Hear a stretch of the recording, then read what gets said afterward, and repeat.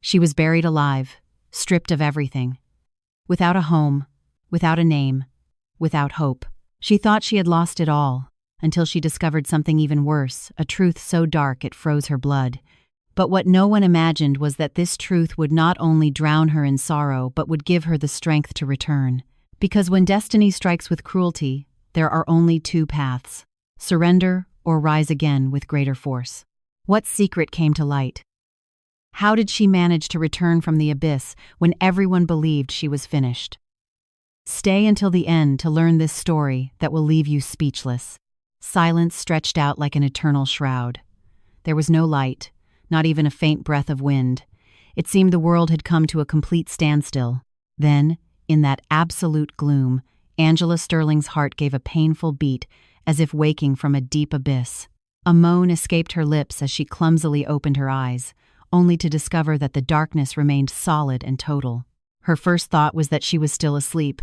The second, that something terrible was happening. She couldn't move. When she lifted her elbows, she collided with a rough surface, far too close to be a normal ceiling. Her fingers explored the edges and felt rustic wooden planks. An icy premonition seized her spine. She was in a claustrophobic space, enclosed from head to toe. "What's happening?" she murmured, her voice hoarse and dry. The answer was absolute silence, a silence that seemed to mock her confusion.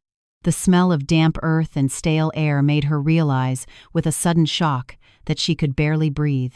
Her chest tightened, oxygen was scarce, and every gasp became more difficult. She tried to push the lid with her arms, but the space barely allowed her to flex them. Her heart raced in panic. "No, no, no," she gasped, fighting against the wooden lid. "Get me out of here." She struck out frantically, hitting the wood with her fists and knees. She clawed at the surface with her nails, feeling them break against the rough timber. A roar of anguish formed in her throat. The dense air mixed with the cold sweat running down her forehead.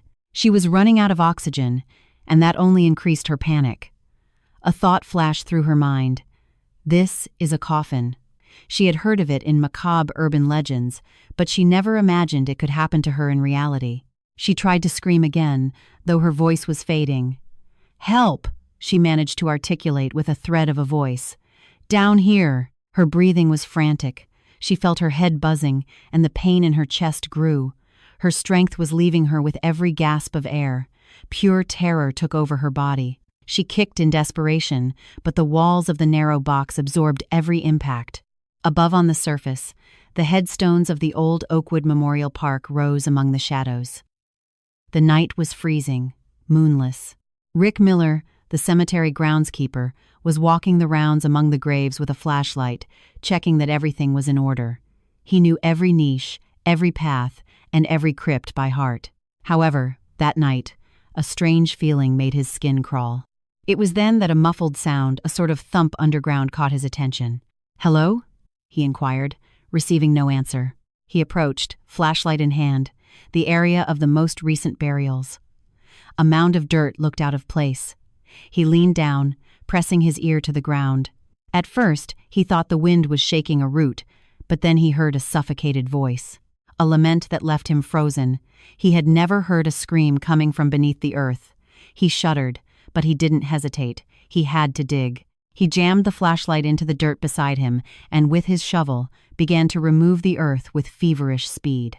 He was sweating cold, repeating in his mind that perhaps it was a mistake, but the faint, drowned-out knocks confirmed that someone was down there. He dug and dug, breathing with agitation. The shovel hit something solid, wood. His heart skipped a beat. He forced the lid open with the help of the shovel, splintering the pine. A sudden gust of stale air burst from the crack. In that instant, he saw pale fingers fighting to get out. His legs went weak, but he kept prying until he lifted the lid enough to grab the hand of whoever was inside. From the interior emerged a woman's face, dirty with soil and drenched in sweat, her eyes wide with terror. Her lips were cracked, and her nails stained with dried blood. She tried to inhale, but her chest emitted a pitiful moan. Rick felt a jolt in his soul, realizing she was still alive. "My God," he exclaimed, "you're alive!" Angela barely managed to lock eyes with him before her body collapsed. The violent impact and her system, exhausted by panic, gave up. A deep dizziness wrapped around her. Losing consciousness, she fell into the groundskeeper's arms as he carefully pulled her out of the coffin. Dirt slid from her torn clothes as he held her against his chest, trembling. Rick carried the woman, forgetting the shovel and flashlight by the open grave. The night seemed darker than ever, as if refusing to offer a clear path. But he moved forward, almost blindly, determined to take this stranger to his home. "Hang on," he whispered, hoping she could hear him in the fragile limbo of unconsciousness. "You're not alone anymore." Angela's heartbeat could be felt, though weak. Her breathing was erratic. Every so often, her body shuddered with an involuntary spasm, as if she were still fighting to survive the grave. Rick hurried with clumsy steps, crossing the paths between the tombs until he reached the iron gate that led to his small caretaker's cottage at the back of the cemetery. The house was humble, with worn siding and low ceilings. Rick entered, almost stumbling, shouting, "Emily! Emily! Come quick!" His wife, Emily, came out of the kitchen, shocked to see the woman covered in dirt and in critical condition. Her eyes widened in horror. "For the love of God, Rick, what happened?" "I found her underground. She was buried in a coffin, alive." Emily covered her mouth with her hand, incredulous. Without thinking, she prepared the living room sofa and helped Rick settle the woman there. Her dress was torn, her face stained with sweat and mud, and there was a slight tremor in her lips. "She's breathing," murmured Emily, leaning in to check her, but very weakly. Rick nodded, his pulse still racing, while Emily ran for bandages and warm towels. He observed the stranger. Who was she? She wore an expensive ring, almost hidden under the dirt. Her skin, despite the pallor, looked well cared for, and the fabric of her dress seemed to be high quality. How had she ended up buried in such a way? Emily returned with a basin of warm water. Cleaning the woman's face and hands with care, she noticed deep scrapes and broken nails. Her fingers had remnants of dried blood from the struggle against the coffin lid. "She needs a doctor," Emily said, worried. "This is madness, I know," Rick admitted. "But right now, there's no way to take her to the hospital. I'm not even sure what story to tell. Who's going to believe this?" Emily furrowed her brow, biting her lip. It was no secret that the local police in this district weren't reliable. The first priority, she thought, was to save this woman. Angela let out a weak moan, opening her eyes for an instant. She tried to focus her gaze, but everything was spinning around her. She wanted to speak, but her voice didn't respond. She felt a burning in her throat and unbearable exhaustion. Emily took her hand gently. "Easy. You're with us. You're going to be okay." The woman barely nodded before falling back into a heavy stupor. Later, they would investigate her identity. For now, they were content with the fact that she hadn't died in that darkness. Deep down, both sensed that something sinister lay behind this. That night, death had lost a battle. However, no one could guess the dangers that would come next. A soft murmur filled the room. Angela felt the sound before opening her eyes, also perceiving a comforting smell of hot broth and old wood. Her body rested on a modest bed with a rough wool blanket covering her up to her shoulders. Everything seemed strange, but at the same time enveloping, almost maternal. She tried to sit up, but a sharp pain in her forehead forced her to let out a groan. Her neck felt stiff, her muscles locked up as if she had run a marathon or suffered a blow she couldn't remember. Opening her eyes, she found a ceiling of wooden beams and dim light filtering through a window with worn curtains. "Easy, child," said a kind voice, making her turn her head clumsily. The woman who spoke approached with a damp cloth, passing it carefully over Angela's forehead. She had tanned skin, hands weathered by work, and a look that was both affable and worried. Her temperate voice felt like an anchor in the middle of a rough sea. "Don't force yourself. You're very weak." Angela's confusion grew. She wanted to ask so many things, but her clouded mind couldn't find the order to do so. She brought a hand to her chest, noticing it was hard to breathe normally. "Where am I?" she murmured finally, her throat dry. The woman sighed as if fearing she might scare her with the truth. "You are in my house, dear. My name is Emily. My husband, Rick, found you last night and brought you here." The answer didn't resolve her main doubt. Who had found her, and why had he brought her? Her pulse accelerated when she realized she had no idea what she was doing in this place. She struggled to remember, but only found a terrifying void. "What happened to me?" she insisted. Restless, Emily opened her mouth and hesitated for an instant to answer. Finally, she looked at the young woman with compassion. Rick pulled you out of a coffin. They found you in the cemetery. Alive, but buried. The words fell like a sledgehammer. Angela felt her heart paralyze. The cemetery, the darkness, the wood pressing against her arms and legs. It all came back like a flash of terror. A repressed sob shook her chest. Who? Why? Was the only thing she could articulate. Emily squeezed her hand, trying to transmit strength. We don't know, child. It was a miracle that Rick heard your knocks in the earth. Angela noticed tears rolling down her cheeks without being able to stop them. Every time she closed her eyes, she relived the suffocation of the grave, the air disappearing. She racked her brain looking for a name, a face, something that would give her a clue. Nothing. It was as if someone had torn entire pages out of her life. No, I don't remember, she whispered, her voice breaking. I don't even know my name. Emily was moved. She caressed Angela's cheek, wiping away the tears and the dirt that still stained her face. When you arrived, you mentioned Angela. You repeated it in the middle of your delirium. Maybe that's your name. Angela looked at the woman with discouragement. The name resonated inside her like a distant echo, without finding a home. However, she had nothing else to hold on to. Angela, she whispered, almost breathless. A creak at the door caught her attention. Rick entered, stopping when he saw the young woman was awake. He approached with cautious steps, examining her as if to make sure she was still breathing. I was checking the cemetery, he explained. We still don't know if anyone is looking for the coffin. Angela felt a new chill. Her skin prickled, remembering what that coffin she had come out of meant. She closed her eyes, trying not to visualize the darkness that had embraced her. Rick knelt beside the bed and spoke in a serious tone. We don't want to pressure you, but you need to know the truth. Someone put you in there deliberately. They might be looking for you again. Although fear made her tremble, something inside her sparked like a flicker of courage. She was alive against all odds. She had no memory. She didn't know who to blame, but she wouldn't give up without a fight. Thank you, she murmured, looking at both of them. You saved me. Emily shook her head, stroking her hair. Give your body and mind time. As long as you are here, we won't let anyone hurt you. Angela nodded with trembling lips.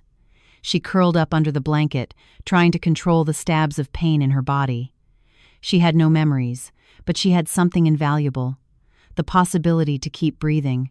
Left alone with Emily, Angela closed her eyes, feeling fatigue take over her again. Dizziness forced her to sink into the pillow while her chest rose with short breaths. She thought of the darkness of the coffin, the sound of the earth being moved when they pulled her out, Rick's hand offering an impossible rescue. I'm alive, she muttered to herself with a tremor in her voice, and that is already a miracle. She had escaped death, but the shadow of the one who had buried her was still there, stalking her. The wind was freezing and cutting, carrying an unmistakable scent, damp earth, withered flowers, and a faint perfume of melted wax. Everything seemed submerged in an oppressive silence, so dense one could imagine death itself prowling around every corner. In the distance, firm footsteps broke the quiet.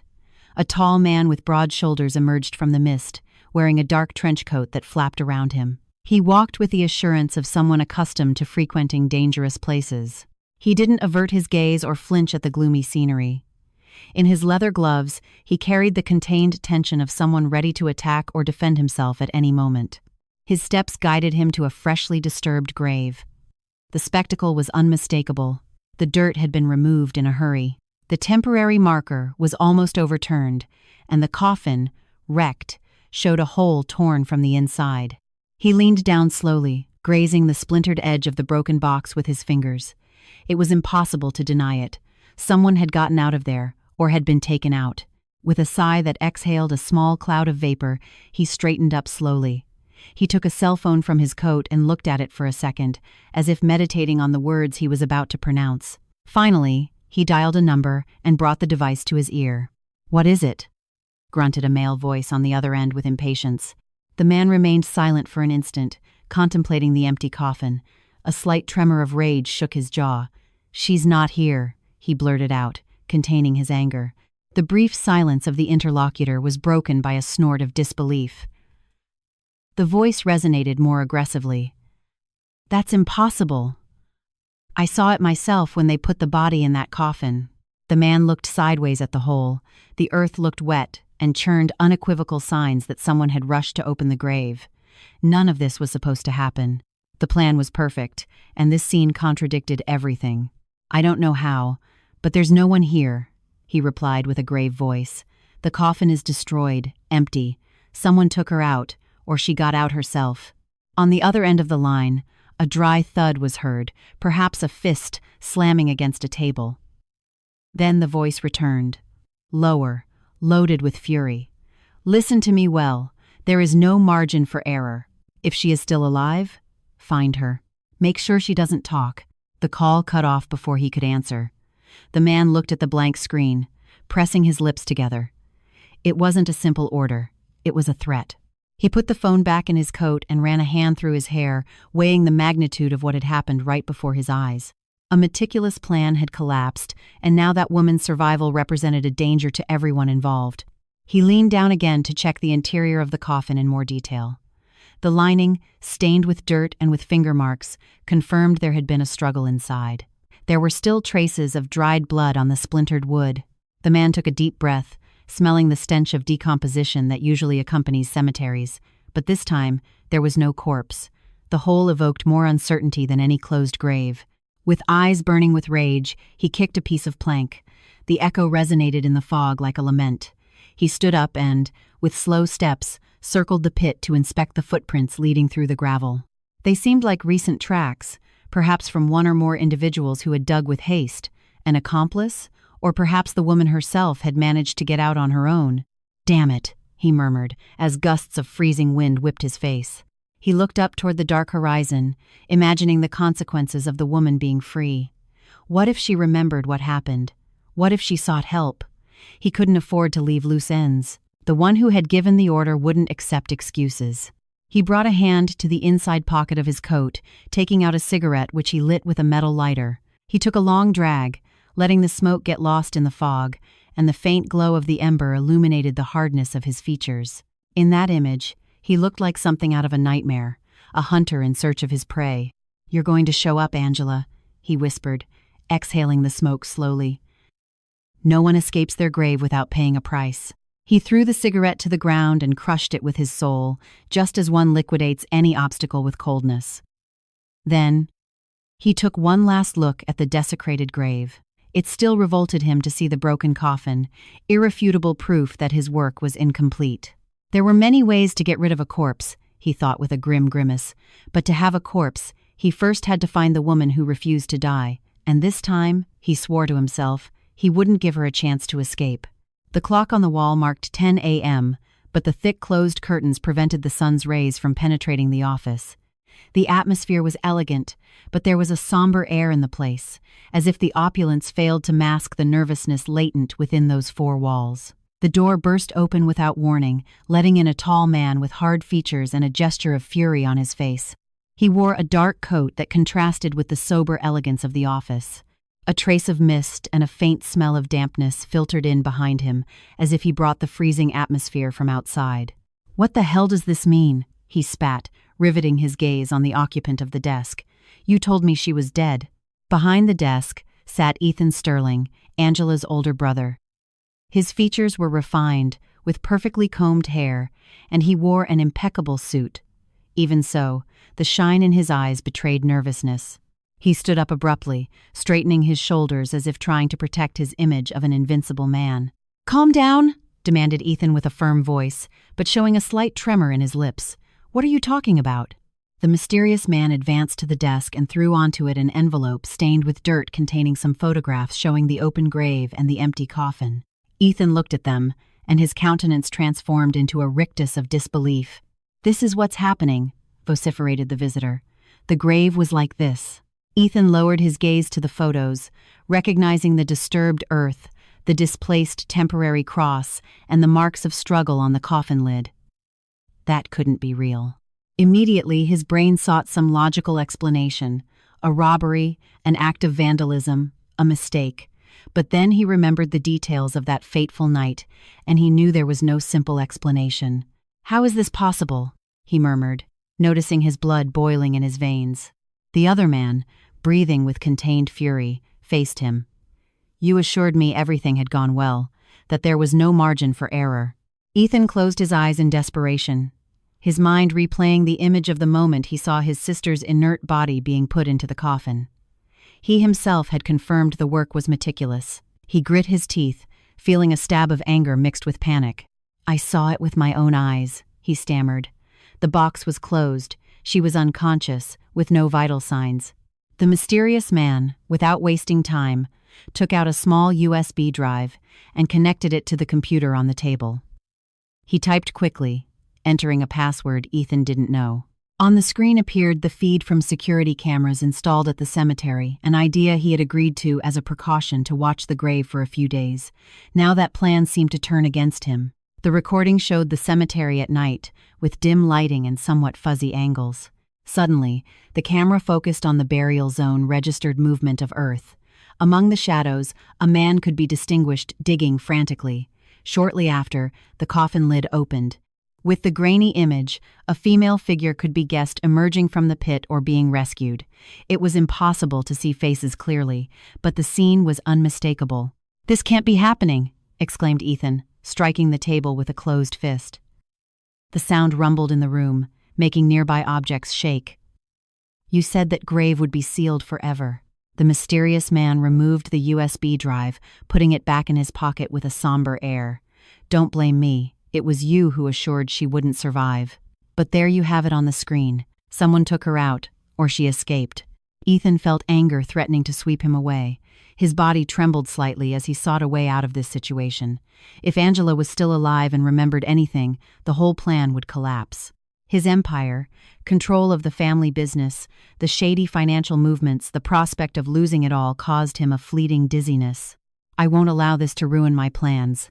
His eyes lit up with dark determination. "Mobilize my men to look for her all over the city." The mysterious man nodded, as if that were the only sensible thing. It was evident that both shared an interest in silencing the matter. The atmosphere in the office became suffocating. Ethan pressed a button on his desk intercom. "Call Aldo and Ramiro immediately," he ordered with the same tone a general summons his troops. "I want to see them here in 5 minutes." The mysterious man gathered the photographs, returning them to the envelope. Before leaving, he looked at Ethan with a severe air. "You better solve this fast. You know there are no second chances." Ethan suppressed an insult and limited himself to nodding stiffly. When the door closed behind the visitor, he let himself fall heavily into the armchair, exhaling a sigh of frustration. How could she be alive? The poison in the wine glass, the prepared grave, the bribes, everything seemed infallible. And yet, the proof was right in front of him. His sister had come out of the sepulchre. Discreet knocks on the door interrupted his thoughts. 2 burly men with unfriendly faces entered without ceremony. Aldo had tattoos on his arms and the look of an expert thug. Ramiro, younger, had an aggressive air, like a loose attack dog. "You called us, Mr. Sterling?" asked Aldo without hiding his curiosity. Ethan nodded, imposing his boss demeanor. He indicated for them to approach the desk. He took a breath before speaking, noticing how his pulse had accelerated. "I want you to find Angela. Now. In every corner of the city, in every neighborhood, in every boarding house. And don't rule out the cemetery. I'm sure someone took her out of there." Ramiro cracked his knuckles, seemingly eager for action. "Consider it done. We'll find her." "I want you to be discreet but effective," Ethan warned, looking them in the eye. "And bring her to me." "Bring her alive? Or—" Aldo's voice came out rough, preparing to take charge of the mission. "As you order, sir," Ramiro added. "We'll gather the boys and start immediately."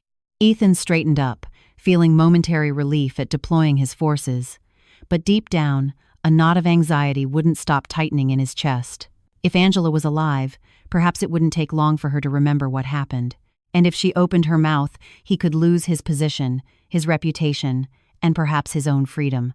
Bring her alive, or— He paused for a few seconds, calibrating his options. Better alive. "First, there are things I need to know." The 2 men exchanged a complicit look and left, leaving Ethan alone in his office with the echo of their footsteps resonating in the hallway. The clock marked 10:20 a.m., but gloom continued to dominate that closed room. "I won't lose everything because of her," he murmured with clenched teeth.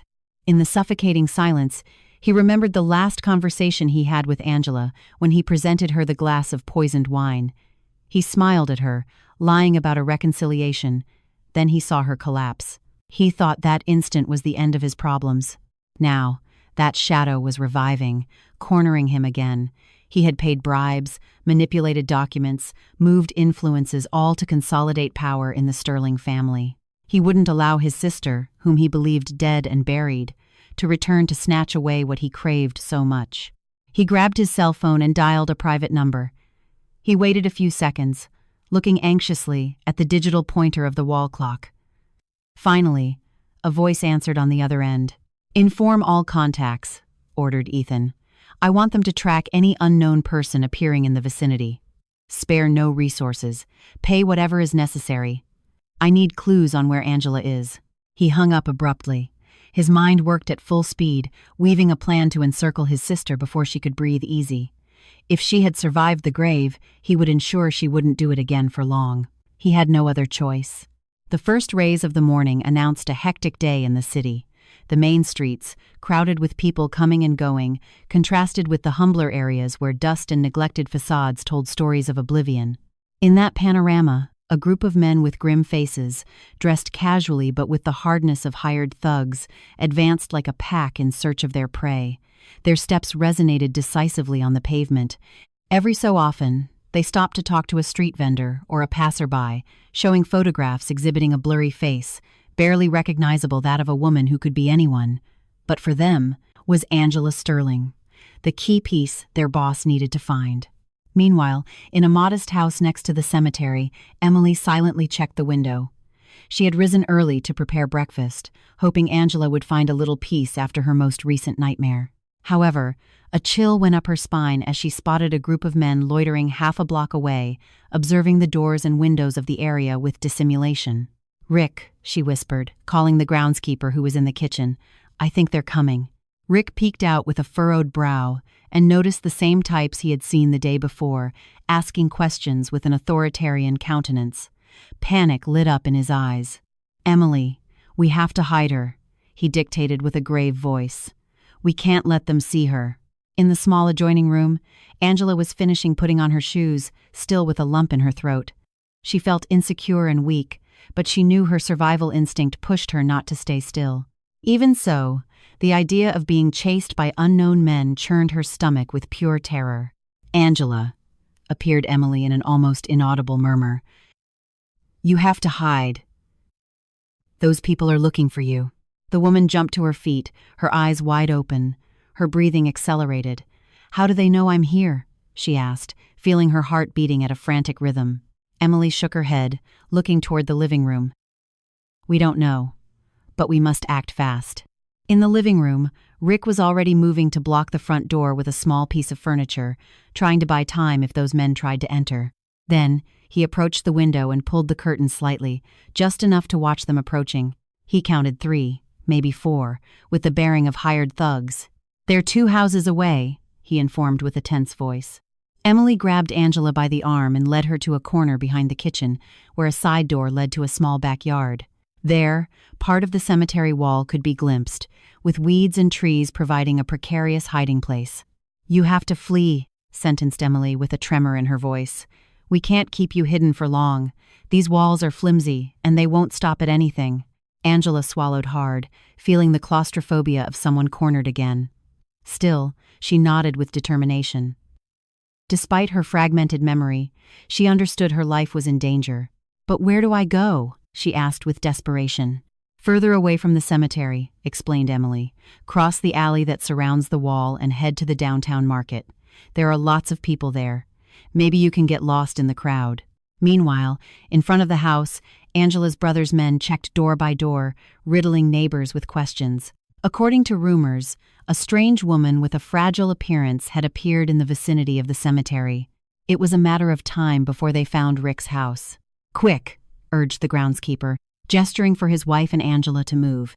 Angela headed to the back door, feeling her pulse pounding in her temples. She stopped for an instant and looked at Rick and Emily with the anguish of leaving behind those who had offered her refuge. "Thank you," she murmured with a broken voice. "For everything." Emily hugged her tightly, though only for a few seconds. The fear of being discovered forced them to separate. Rick, for his part, looked at Angela with a furrowed brow, holding her gaze to instill courage. Go. We'll take care of distracting them. We'll find a way to contact you. Knock sounded on the front door. The fist of one of the men demanded they open with an imperious tone. Rick swallowed a lump in his throat and advanced to attend to them, while Emily guided Angela toward the small back gate. Take care, child. And please, don't trust anyone, said Emily before gently pushing her to go out into the alley.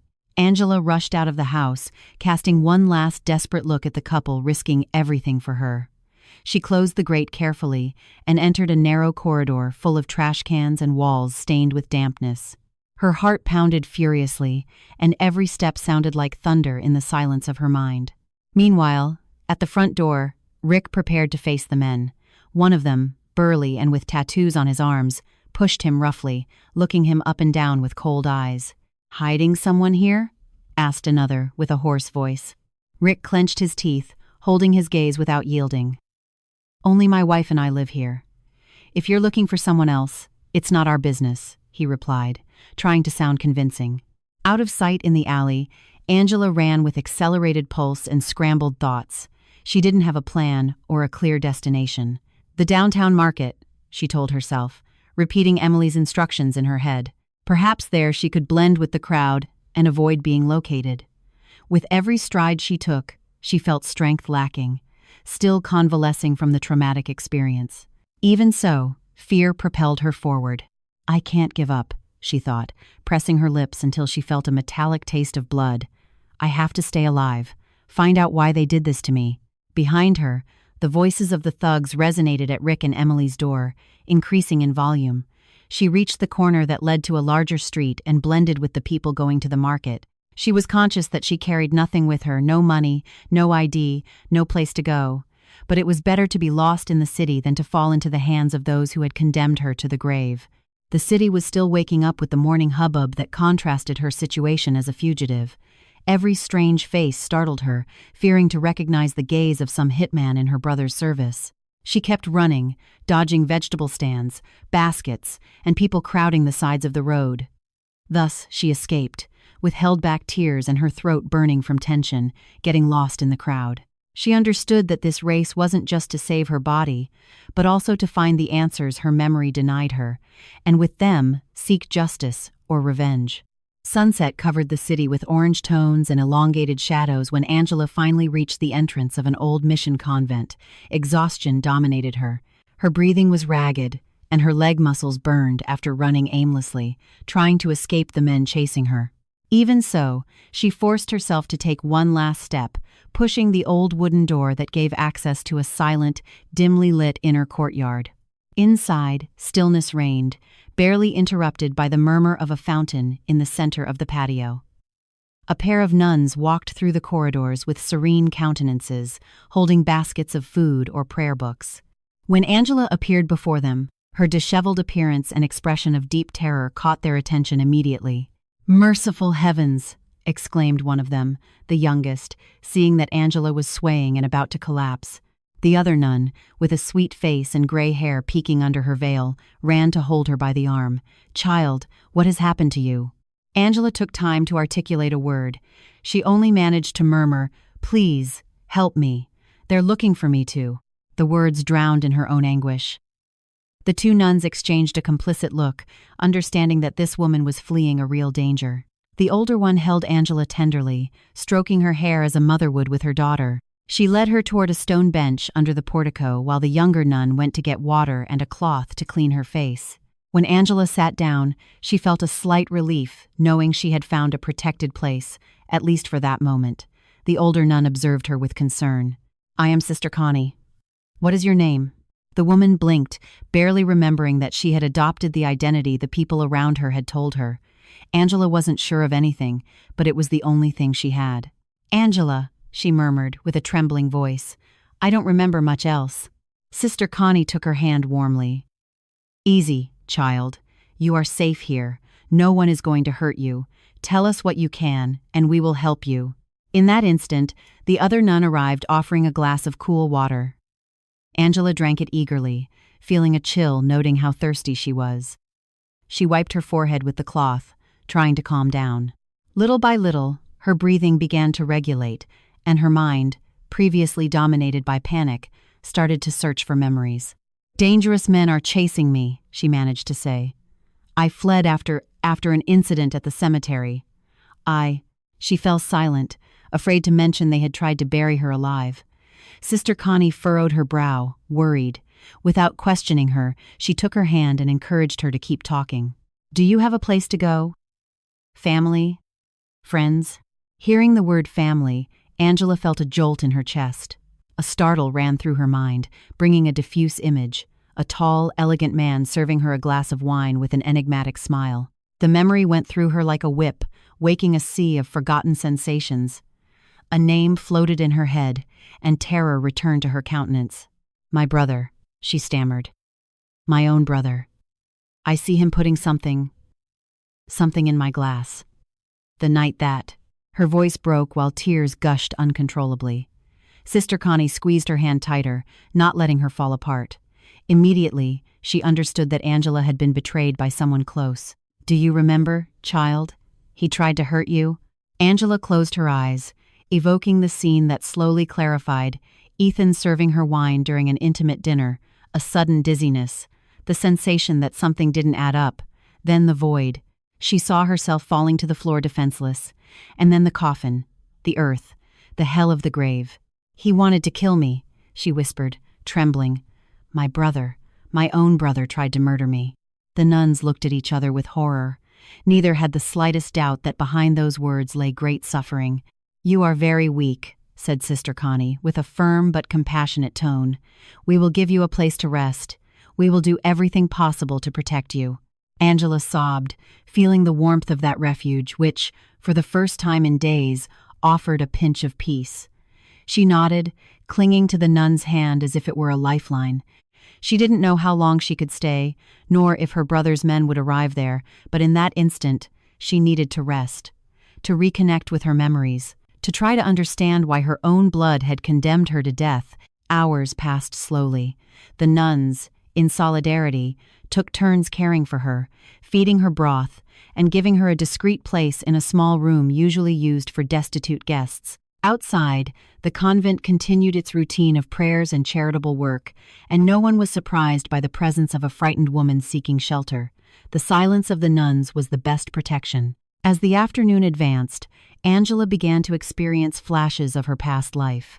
She remembered isolated scenes, family board meetings, arguments with Ethan about business, her mother's face in an old portrait, and above all, she remembered her brother's haughty look that night. He offered a toast loaded with poison. She felt rage and pain, realizing that envy and ambition had driven him to commit such a monstrous act. "He wanted to keep everything," she muttered, remembering fragments of past conversations. "Control of the family company, Sterling Enterprises. And he thought disappearing me was the solution." Sister Connie, attentive to every word, listened with a deep look of compassion. Finally, she spoke with serenity. "Child, hate destroys. But the truth always finds a way to come to light. We are going to help you stay safe. Later, you will decide what to do with your memories and your brother's betrayal." Angela let out a trembling sigh. She was still missing many pieces to complete the puzzle, but she felt her memory returning drop by drop, offering clues to who she was and why they wanted her dead. Although the future remained plagued with uncertainty, she understood that revenge or justice were real possibilities. Her brother hadn't killed her. She was still alive, and sooner or later, she would face him. The city lit up with the splendor of a grand party at the luxurious Sterling mansion. Around the imposing pool, decorated with golden lights and spotlights, a select group of businessmen and politicians congregated, sharing glasses of champagne and superficial chatter. The constant murmur of laughter and music extended through the gardens, where exotic flowers and marble sculptures seemed mere accessories on a carefully designed stage. Ethan wandered among the guests with a glass of liquor in his hand, radiating a confidence that bordered on arrogance. He stopped to exchange a few words with an important local government official, assuring him a juicy contract in exchange for some favors. Further on, he flirted with a woman in a red dress, who smiled at him with admiration. Everything seemed to flow perfectly. He had control of the family business, gazes revered him, and flattery surrounded him like a shield of prestige.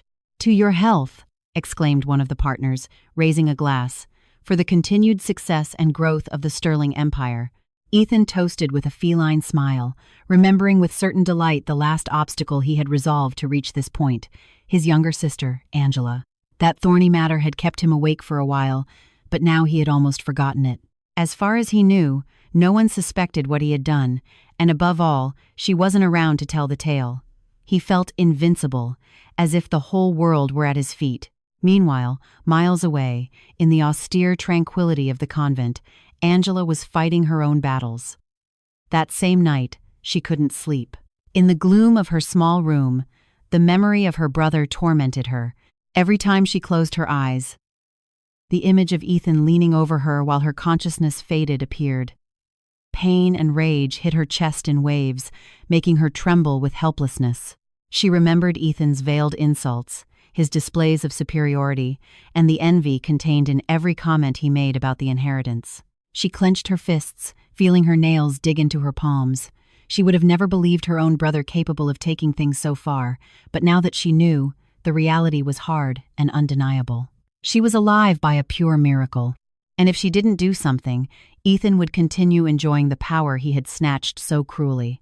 She got up and went out silently into the hallway, circling the internal gallery of the convent. At those hours, most of the sisters were resting, except for one or two praying in the chapel.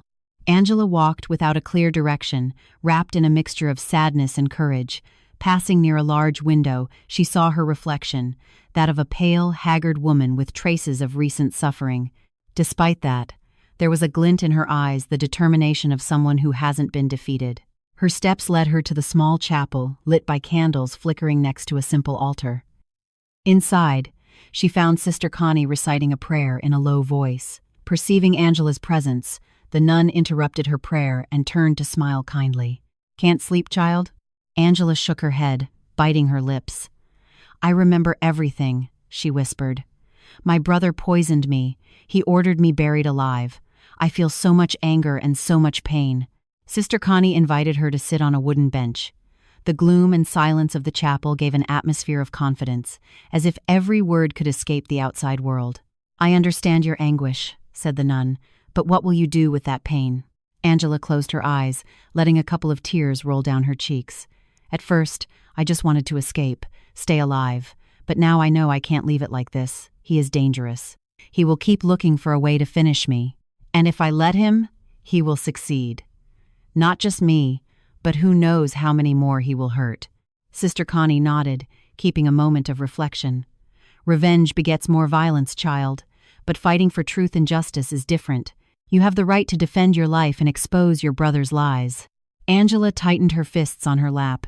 She visualized Ethan surrounded by powerful people, laughing with a glass of liquor in his hand. She felt a chill that bristled her skin. "I need to gather evidence, witnesses, something that proves what he did. I don't know who to count on or how to start. Maybe I need the help of someone with influence, or maybe the police." The nun looked at her with compassion. "Take the time you need to recover, Angela. This convent will always be a refuge. But I know that one day you will have to go out to face that man." In the Sterling mansion, the music continued to resonate. Ethan toasted with a group of laughing businessmen, while an improvised orchestra played melodies to the beat of laughter and flattery. Angela, meanwhile, sighed heavily in the gloom of the chapel. She was afraid, yes, but that fear was beginning to transform into strength. Maybe she didn't know exactly how to proceed, but the certainty that she wasn't alone, the kindness of the nuns, the help of Rick and Emily gave her courage. "I won't let Ethan get away with it," she muttered, looking at the lit candles. "Not after what he did to me. I'm going to fight. Even if I have nothing now, I know I can get it all back. My life, my name, and the justice I deserve." Sister Connie smiled softly. "Then rest. Tomorrow will be another day, and every day that passes you will have more strength to face your destiny." Angela nodded and, with a slightly firmer heart, left the chapel to return to her room. She knew her battle was just beginning. But at least she wasn't plunged into absolute uncertainty anymore. Her memory had returned, and with it, the determination to honor the life she was about to lose. The atmosphere in the convent had become a gentle routine of prayers, domestic chores, and comforting silences. Every day after morning prayers, she used to isolate herself in a little corner of the cloister to reflect. Sitting there on a stone bench surrounded by pots of flowers, her gaze got lost while she thought with growing determination about what she must do to unmask Ethan. She had recovered enough from the physical trauma, but the wounds of the soul still bled every time she remembered how the man who shared her own blood had betrayed her. She vaguely remembered certain accounting records, contracts with altered dates, signatures that didn't quite fit. From time to time, Sister Connie passed by her and noticed her absorbed expression. Angela reassured her with a forced smile, but as soon as the nun walked away, her countenance darkened again. How to demonstrate before justice what he had done if, for the whole world, she was dead? "Where do I start?" she asked herself in a low voice, caressing a small crucifix the younger sister of the convent had lent her. The main difficulty was the precarious situation she was in. Staying alive depended on maintaining a low profile. Ethan still had men looking for her around the city, and she didn't want to drag the nuns into greater danger. But the idea of hiding without acting suffocated her. She knew that every day that passed, Ethan consolidated himself more as the sole heir and used his power to buy wills. Meanwhile, one sunset, the memory of a family document returned to her mind with force. It was a codicil to the will her father had drafted shortly before dying, stipulating that the family properties would be distributed equitably between Ethan and Angela. She had had the responsibility of keeping it because her father trusted her honesty. What had become of that paper? Had her brother stolen it, forged it, or simply destroyed it? "No," she whispered, narrowing her eyes. "Dad always taught me to protect myself. Maybe I hid it somewhere Ethan didn't get to check." Then she remembered certain friendships of the family, loyal people who also suspected Ethan's bad intentions, witnesses who, at the time, could declare what they knew. But contacting them now was a huge risk. The news that Angela was still alive would spread, and Ethan's henchmen could find her too easily. Even so, the seed of a strategy began to germinate inside her. What if she sent anonymous messages or used intermediaries? She could recover those papers with the help of someone trustworthy.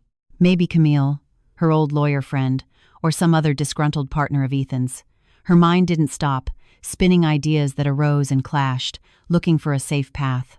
That night, the silence of the convent wrapped her while she took refuge in the small room she shared with another novice. She began to write down everything she remembered. Old documents, her father's codicil, the deeds to the family estate, accounting records demonstrating illegal injections of money, false dates and signatures. Certain contracts signed in the company's name that Angela knew were adulterated because her father would have never authorized them. Possible witnesses. Trustworthy employees who appreciated her, some partner resentful of Ethan, and even an accountant who years ago had warned her of something suspicious in the balance sheets. As she wrote, the ideas clarified. She realized she possessed more ammunition against Ethan than she thought. She just needed to compile and expose it irrefutably. The main problem was how to do it without risking her life. She knew her brother handled politicians and businessmen and that it wouldn't be simple to attack the structure of corruption he had built. That same night, while Angela struggled with her thoughts, another pompous meeting was taking place at the Sterling mansion. The distant echo of the festivities reached the ears of those aware of the rumors. There was talk of an excellent expansion of the company and new partnerships Ethan had closed. The next day, she sought the opportunity to speak alone with Sister Connie. The nun listened in silence while Angela confessed the pieces she was threading together and the fears plaguing her. "It is risky, child, but it is also an act of bravery to defend the truth," commented the sister tenderly. "However, you must not rush. If you need external help, perhaps you should contact someone of your full trust, someone who cannot be bribed." Although fear accompanied her every step, her determination grew at the same rhythm as her will to do justice. If the evidence was her only weapon, she would gather it with caution, waiting for the opportune moment to deal the final blow to that man she once called brother. Shadows in the large office of the Sterling mansion seemed to dance around Ethan as he sat in the armchair that once belonged to his father, reviewing in his mind the scars that had led him to this point of no return. He had always been second. Since he could remember, they reminded him of his place by comparing him to his older sister, Angela. With every family gathering, Every special occasion, every piece of advice from his father, the world seemed to revolve around her. He noticed the approval in everyone's eyes when Angela spoke with poise about the company and the future of the family business. For Ethan, those looks became knives undermining his self-esteem. In his childhood, he used to wonder why everyone was so fascinated with Angela's innate intelligence, with her skill for business. When he tried to give an opinion or show himself capable, he felt they ignored him or considered him too young to understand. That subtle humiliation accumulated over the years like a wound that never healed, fed by every applause his sister received. He remembered entire nights plunged in rage, locked in his room, listening to his father tell Angela things like, "Daughter, you will be the next to run all this. Your mind is brilliant." Meanwhile, to him, he gave a pat on the back and added, "And you, Ethan, learn from her." Those words killed him in silence. He didn't feel like an apprentice. He felt invisible. He saw admiration reflected in the family's eyes, but not toward him, toward his sister. Over the years, envy transformed into resentment, and from there, it made a mortal leap to become hatred. Why does she receive all that power? He repeated to himself again and again, clenching his fists until his knuckles turned white. I am stronger, more cunning. I deserve it more than her. His father died without knowing to what extent that seed of rancor had germinated in Ethan's heart. When the moment came for Angela to officially assume command of the company, the contained anger exploded. He felt life had robbed him of the opportunity to shine, to prove he could do more than her. Being second wasn't enough for him. Being the youngest was no longer a label he wanted to bear. Back then, he made the decision that would change his destiny forever. Eliminate Angela. As cold as his rooted hatred, he planned every step meticulously. The poison in the wine glass, the headstone, the burial, an atrocious method that not even in his most twisted nightmares had he imagined, but his ambition blinded him. He convinced his allies that this was necessary. If he didn't take control, the entire empire would remain in the wrong hands. I was born for this, he told himself, convinced. If she stays alive, I will always be second. Now reclining in the armchair, he repeated to himself that none of that was his fault, that life and family forced him to act with crudeness, that he deserved the power they denied him for so long. Every beat of his heart reminded him how long he lived in Angela's shadow. And in that rarefied atmosphere where envy had consumed him, Ethan raised his head with haughtiness to justify himself. What other option did I have? He muttered with a furrowed brow. I was ignored all my life. I don't deserve to be second. Ignoring the raw truth of his actions, Ethan sank into his egotism, convinced the world owed him what he didn't get in his childhood. He didn't admit that in that war against his sister, he had lost much more than a simple family relationship. He had lost the humanity he had left. Dawn wrapped the convent in an almost sacred silence. Angela, with a restless face, sat in a modest living room next to the nuns who had heard her story from beginning to end. In their eyes reflected a mixture of compassion and horror. The nuns exchanged looks of horror, and the youngest sister, who had accompanied Angela in cleaning tasks, covered her mouth with her hand. No one can imagine something so diabolical, she said with a broken voice. However, I lived it, Angela responded, slowly raising her gaze. And I was about to die. If it weren't for Rick and Emily, I wouldn't be here. The youngest sister, still shocked, insisted, You must report him. It is attempted murder. No one deserves such cruelty, and he cannot go unpunished. Angela had thought about it, yes, but the idea of going to the police terrified her. Her brother wasn't just anyone. He had contacts, influence, money to buy loyalties. What if the authorities weren't trustworthy? What if showing up ended in falling into a worse trap? I know, she replied with a tremor in her voice, but I'm afraid. Ethan could find out immediately and send his men to finish me. Sister Connie kept a brief silence, measuring her words so as not to scare her more. However, she was aware that hiding served no purpose if Angela's brother remained free and with more power every day. It is normal to feel fear, child. But we must also trust that if we present evidence to justice, an investigation will open. No one is above the law, not even your brother. You should go to the police. The voice of the youngest sister sounded firm. You can't hide forever. He has to pay for what he did. But how? Murmured Angela. I have no documents, no identity. Legally, I am dead. Sister Connie furrowed her brow, aware of the irony of the situation. Even so, we can contact a reliable authority, she suggested. Perhaps in another precinct, so it is less likely Ethan finds out immediately. We could find a lawyer to help you remake your documents and file the complaint. Yes, she whispered, letting out a trembling sigh. You're right. I can't go on like this, hidden forever. My brother doesn't deserve impunity, and I deserve to get my name back. Sister Connie drew a slight smile of approval. Then, what are you going to do? Angela clenched her fists, feeling determination sprout despite the fears. Her words came out soft but with an edge of conviction she hadn't had before. I'm going to the police. The nuns looked at each other and then surrounded her with a gesture of support. Child, you are not alone, said Sister Connie, placing a firm hand on Angela's shoulder. We will give you all the help we can. Angela looked up, holding back tears. She entered the precinct with an accelerated pulse and determination burning in her eyes. A brief moment was enough to weigh the situation. It was the first step after leaving the convent. The first step to denounce Ethan and hope he paid for everything he did to her. She felt a tingling in her hands as she took a breath of air to calm her nerves. The precinct captain, Sheriff Reynolds, a middle-aged man with graying hair and a bushy mustache, received her with a smile that pretended to be understanding.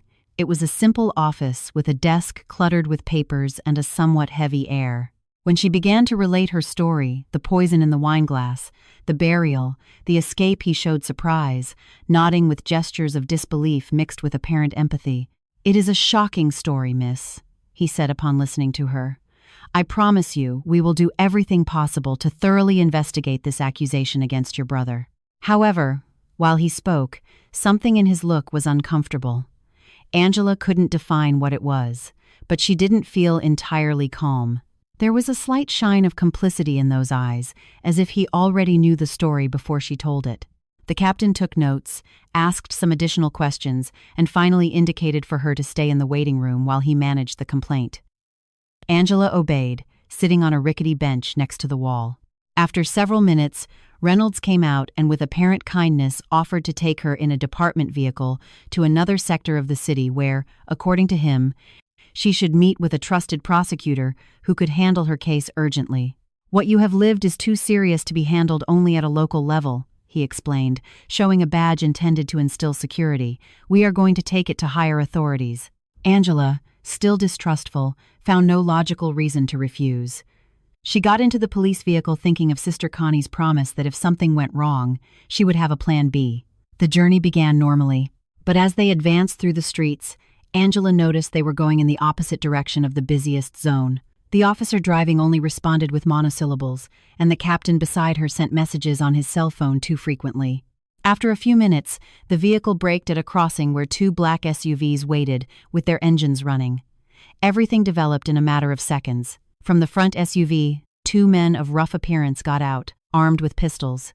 Reynolds, instead of reacting to defend her, smiled sideways with the same murky expression she had noticed before. "I'm sorry, miss," he murmured with a cynical tone.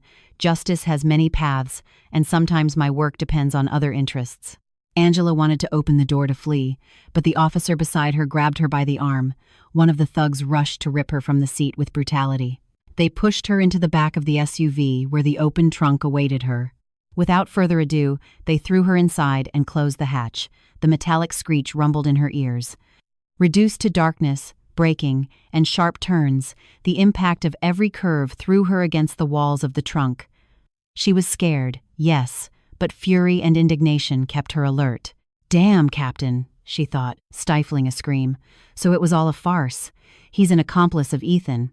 A rumor in her head repeated, "I won't die here. Not again." The memory of having escaped a coffin propelled her. She searched with her hand for the internal latch, barely finding a mechanism. With determination, she moved despite the shaking, digging her nail and part of the edge of an old hairpin she had found in her pocket. She forced the lock until she felt a click. "Come on!" she exhaled with rage and anxiety, trying not to hear the steps or voices of the henchmen in the front seat. Finally, the latch gave way with a creak.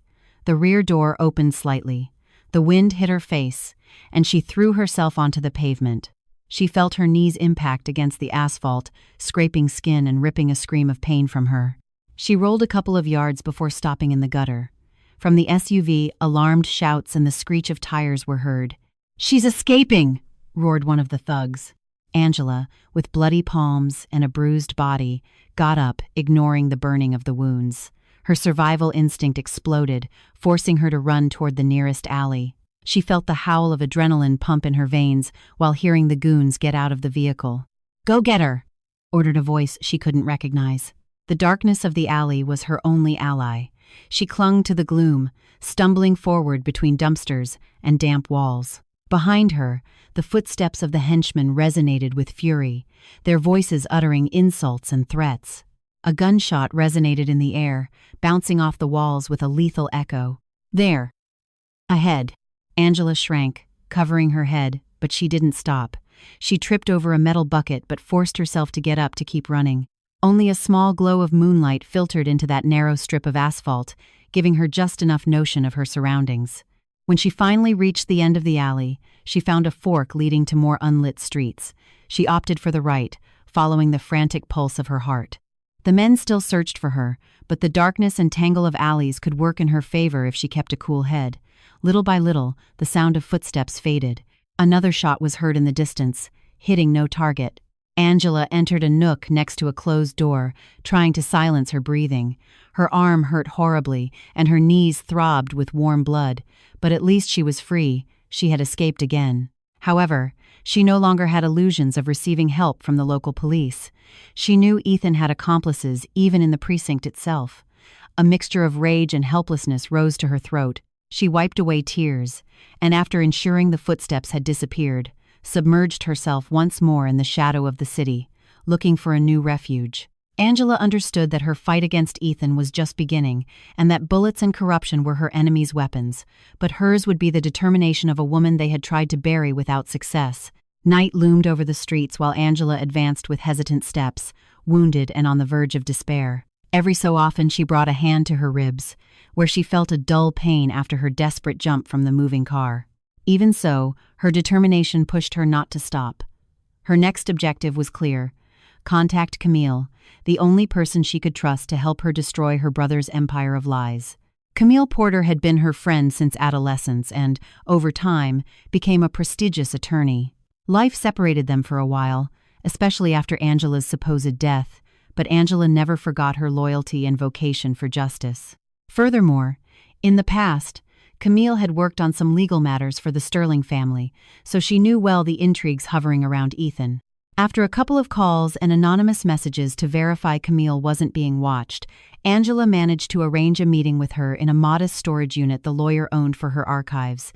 She arrived at the place with her coat hood covering her face, fearful someone was chasing her. When she opened the metal door and saw Camille standing waiting for her, a lump formed in her throat. "Cammy," she whispered, pulling back the hood. The lawyer brought a hand to her mouth, unable to repress the shock.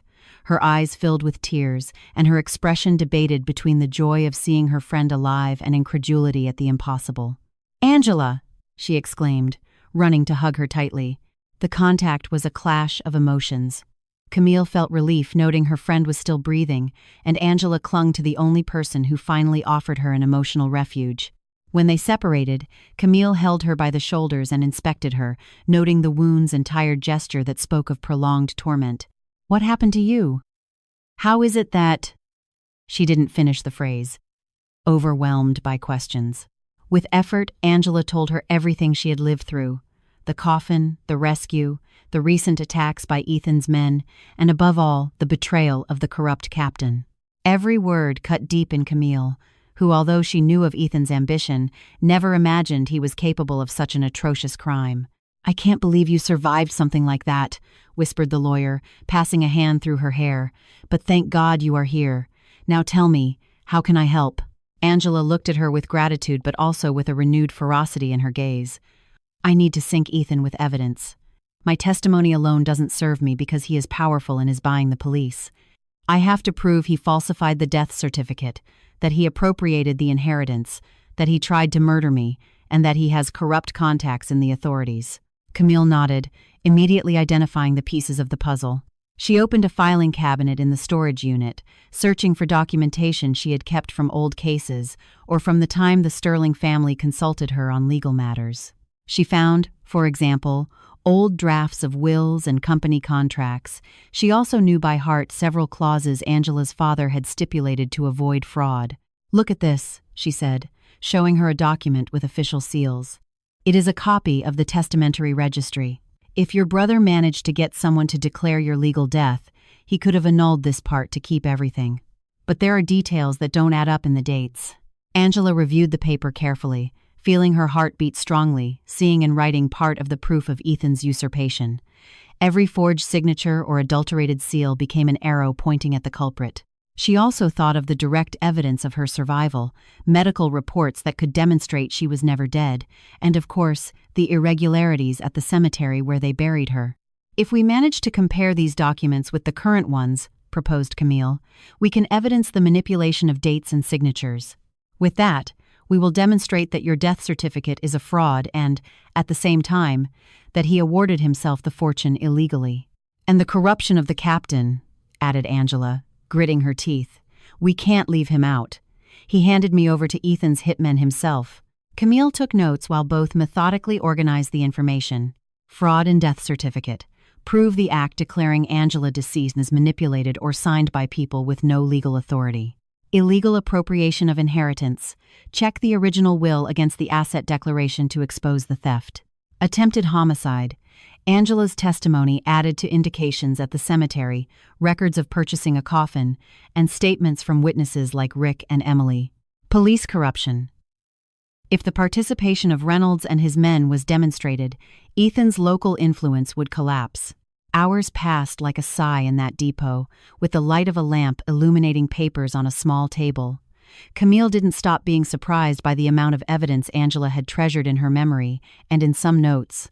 There were names of officials, specific dates, and references that, with proper legal advice, could become a lethal weapon for the traitorous brother. "But you must be careful more than ever," warned the lawyer, looking at her friend's determined expression. "If Ethan finds out you are gathering this evidence, he will unleash all his fury, and we already saw what he is capable of." Angela nodded, containing a chill remembering her failed kidnapping. However, the idea of seeing Ethan behind bars, or at least forced to be held accountable, gave her courage. Since her escape in the trunk of the car, she had understood there was no turning back. Only fighting remained. "I'll take care of protecting this information," assured Camille, closing the file with the most relevant copies. "I have contacts who don't sell themselves to the highest bidder. We will pressure to take this to higher instances where Ethan cannot buy anyone." Camille looked at her with the emotion of someone who, beyond friendship, sees a just cause worth defending until the end. "Together we will hand everything over to the corresponding authorities," assured the lawyer. "But we must plan every move with care. We will take it to an honest federal prosecutor, out of your brother's influence." Angela smiled with gratitude, caressing the papers as if they were the key to her own freedom. She walked for an instant to stretch her aching muscles. Despite the wounds, her spirit felt firmer than ever. She was tired of fleeing. Now it was Ethan who would have to hide, because the circle of evidence was closing around him. "Thank you, Camille," she said, looking her in the eyes. "I don't know what I would have done without you." The lawyer returned the gaze with determination. "Maybe you would have found another way, Angela. After all, you have shown you have plenty of courage." Both hugged with hearts full of renewed strength. From that moment, their lives took another course. It wasn't just about surviving anymore, but attacking the lie and impunity head-on. Under the dim light of the afternoon, the convent seemed plunged in unbreakable peace, but inside, an intense battle against impunity was being waged. Angela waited with her heart in suspense for news of the steps her friend and lawyer Camille was taking at the U.S. Attorney's office. Every hour that passed seemed endless, and she couldn't help imagining all possible obstacles that could frustrate her complaint against Ethan. In a small room of the cloister, Angela kept isolated from the nuns and daily hustle. She preferred silence to concentrate on a single idea. Will it all be in vain? She tried to chase away fears, but memories of her burial, of the men chasing her, of the traitorous captain kept harassing her.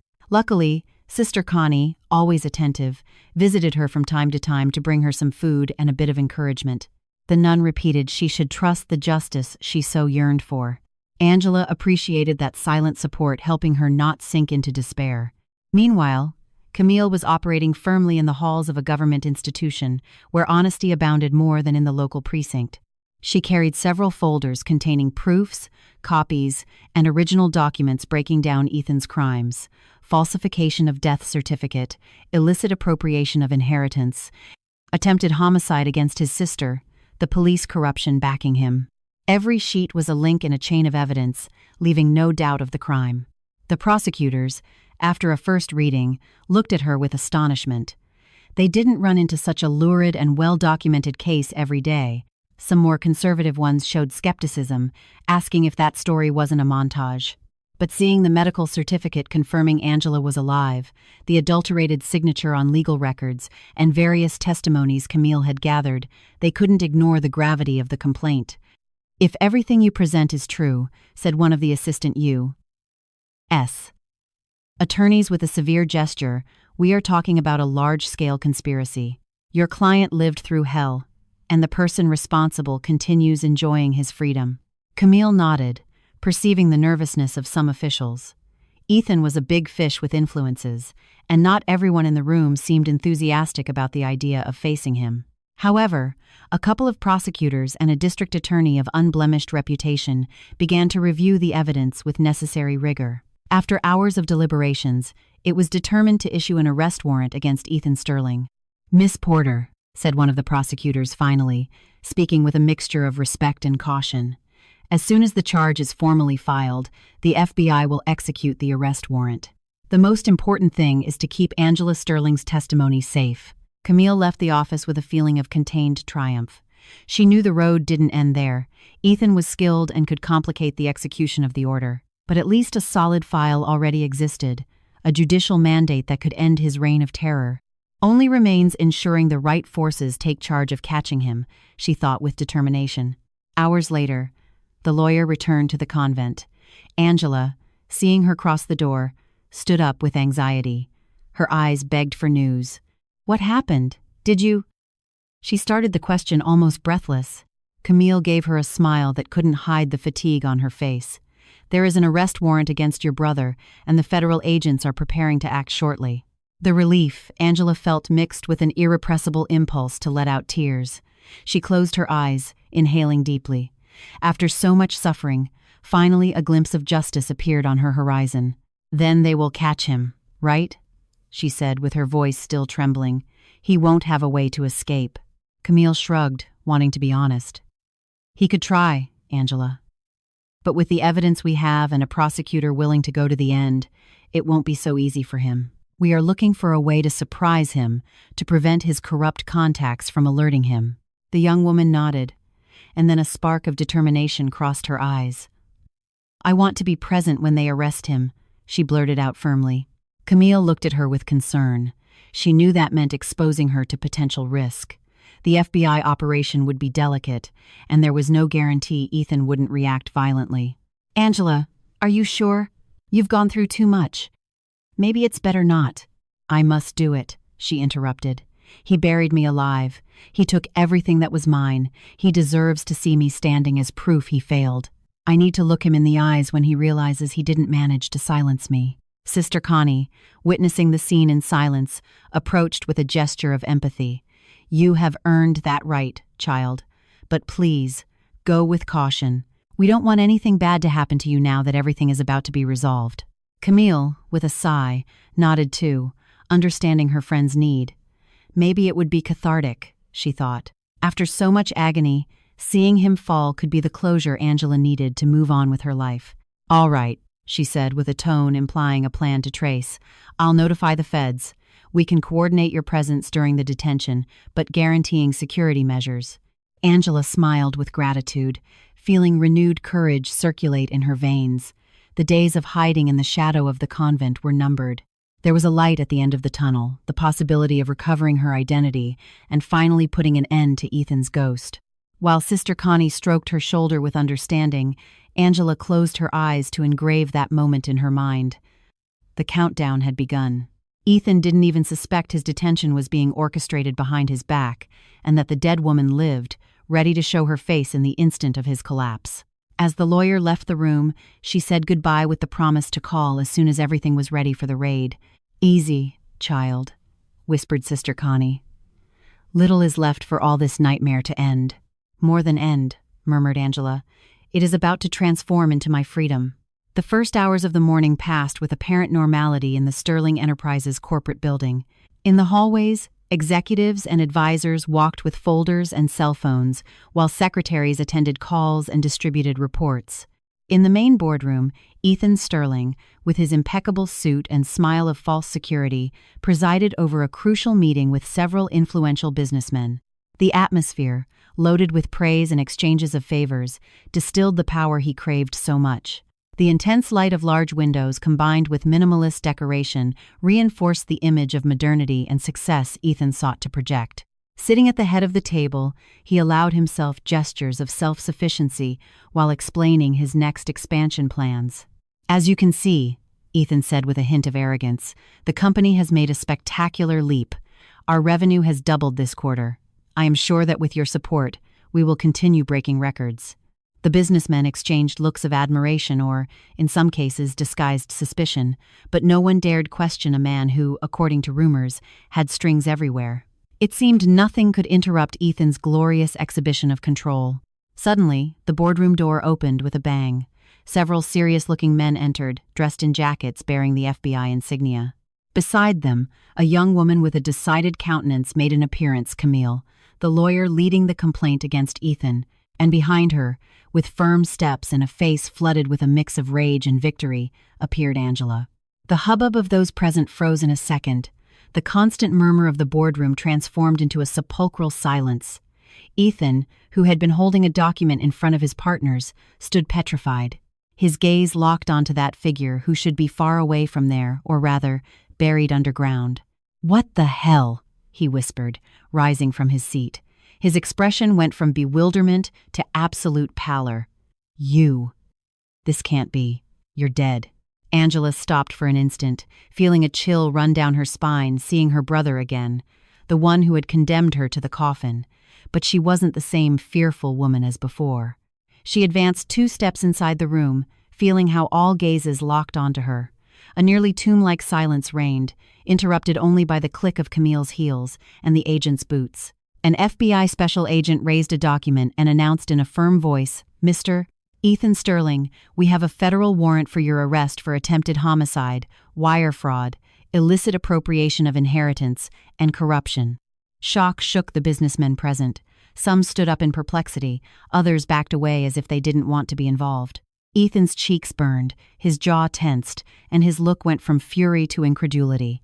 He wanted to deny reality, but there was his dead sister, accompanied by federal agents who wouldn't hesitate to expose his crimes. "This is a montage," he shouted with a trembling voice, trying to maintain composure. "You don't know who you're messing with. Someone is going to pay for this." The agents approached with handcuffs in hand. Ethan stepped back, his heart beating like a drum in his chest.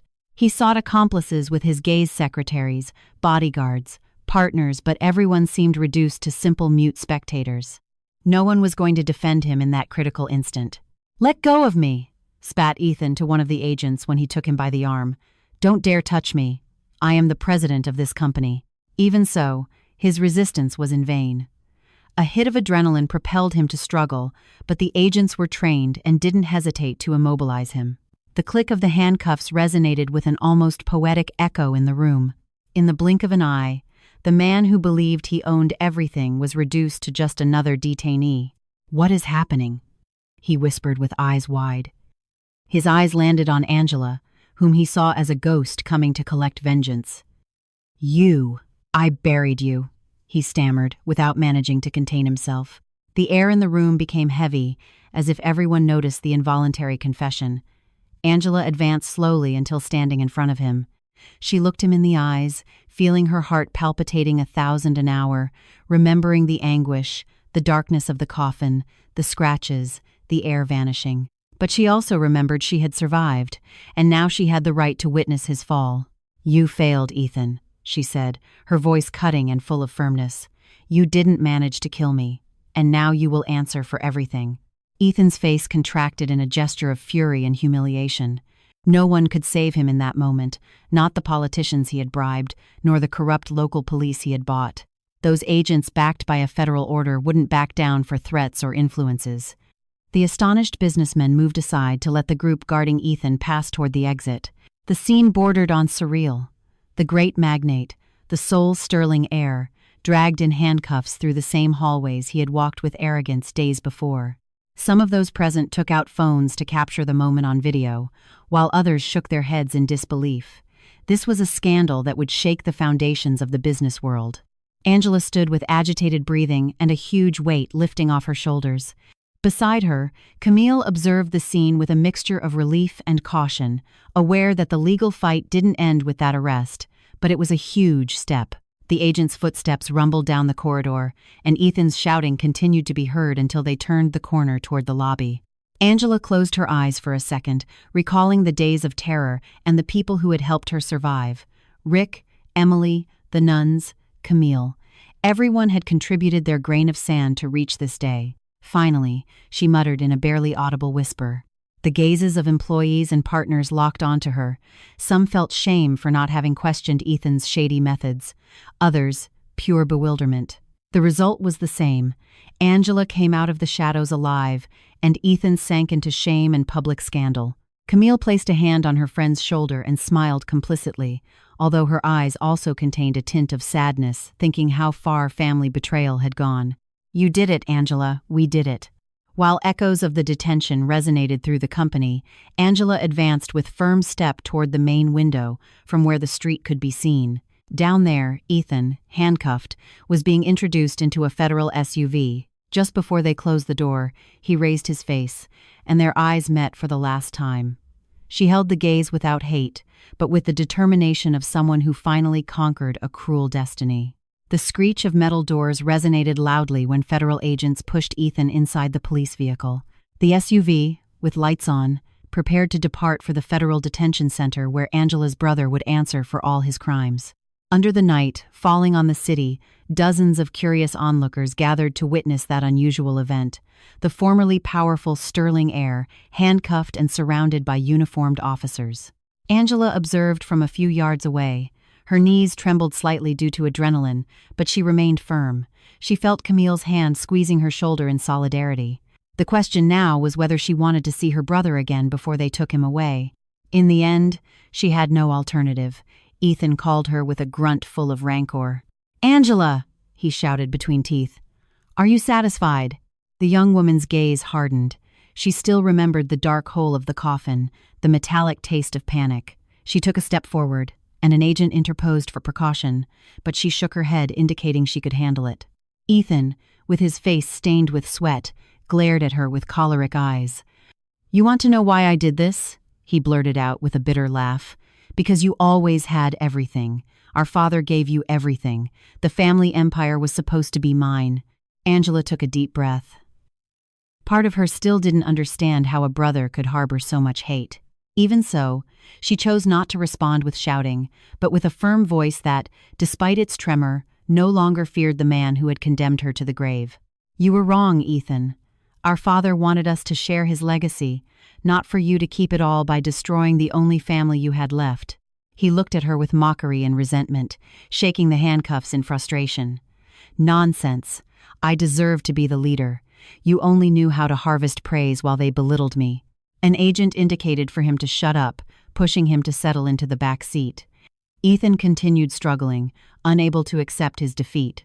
Between grunts, he still reached to whisper, "I warn you, this doesn't end here." But the final slam sealed his unfinished threat. Angela watched the SUV drive away, taking with it whom in another life was her brother and confidant. The weight of betrayal lightened in her chest, but sorrow for the lost family throbbed in the background. But she had won the right to live, and no one would snatch it from her again. Meanwhile, in another corner of the city, the final chapter of another unscrupulous accomplice was being written. The corrupt Captain Reynolds, with a small suitcase and a fake passport, was trying to sneak into a provincial airport, hoping to catch a night flight to take him out of the country without making noise. His steps were fast, and cold sweat soaked his forehead when he looked sideways at security guards. "If they manage to track me, I'm finished," he muttered to himself, mentally reviewing the money he had managed to accumulate at the cost of his illegal acts. His plan was to escape to a tropical destination where he could live without being persecuted by justice. Just when he thought he had reached the boarding gate, an officer crossed his path.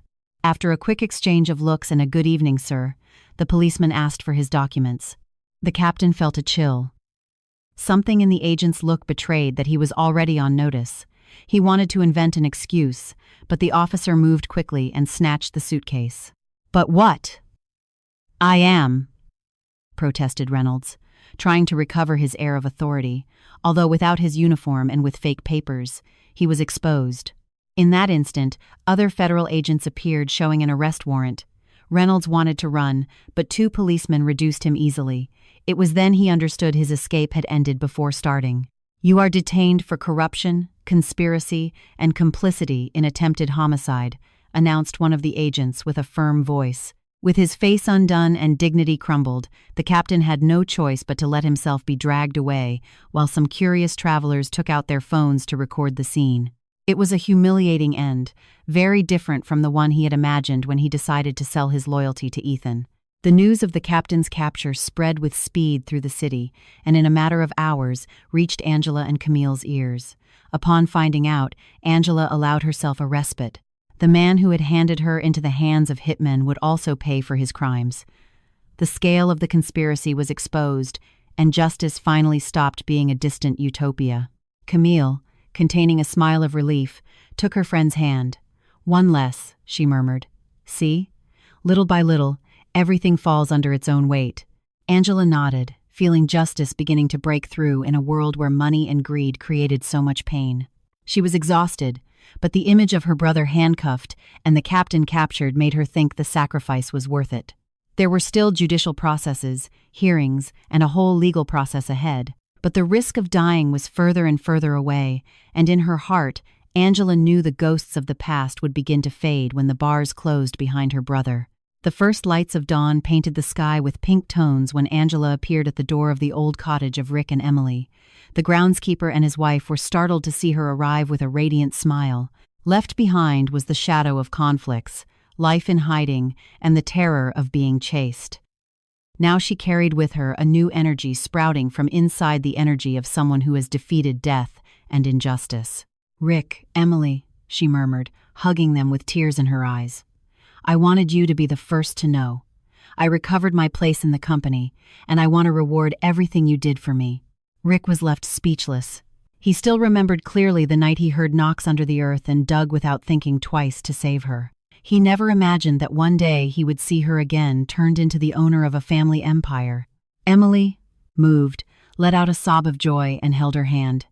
"You gave us hope that kindness has its reward," commented Emily. "And the greatest thing you give us now is the certainty that you are alive and that you won." Angela, emotional, took a deep breath and took out a set of keys. With a trembling voice, she offered them to Rick. "I found a better house for you. This one already fulfilled its function, it saved my life.